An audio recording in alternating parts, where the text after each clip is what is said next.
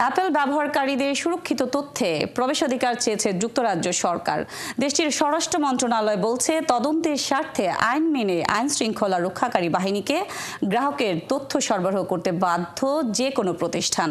তবে এতে যুক্তরাজ্যের পাশাপাশি বিশ্বব্যাপী অ্যাপল ব্যবহারকারীরা ব্যক্তিগত তথ্যের নিরাপত্তার হুমকির মুখে পড়তে পারে বলে মনে করেন বিশ্লেষকরা। বিস্তারিত তানহা জুলিয়ার প্রতিবেদনে।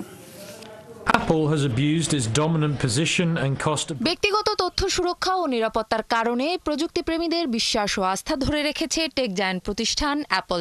অ্যাপল অ্যাডভান্স ডাটা প্রোটেকশন ব্যবস্থায় শুধু অ্যাপল ব্যবহারকারীর নিজস্ব অ্যাকাউন্ট থেকেই তথ্য দেখা সম্ভব। এক্ষেত্রে প্রতিষ্ঠানটিও গ্রাহকদের সংরক্ষিত তথ্য দেখতে পায় না।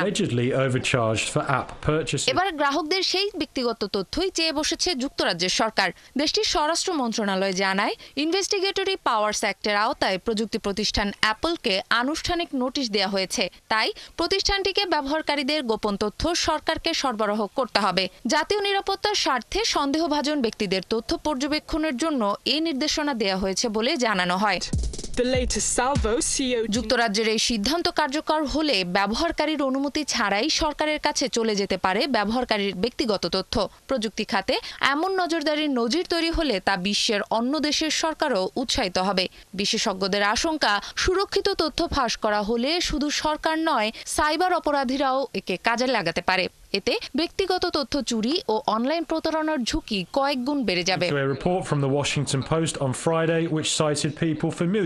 এর আগে অ্যাপলের নিরাপত্তা ব্যবস্থা নমনীয় করতে যুক্তরাষ্ট্রের দেয়া নির্দেশনা প্রত্যাখ্যান করে প্রতিষ্ঠানটি।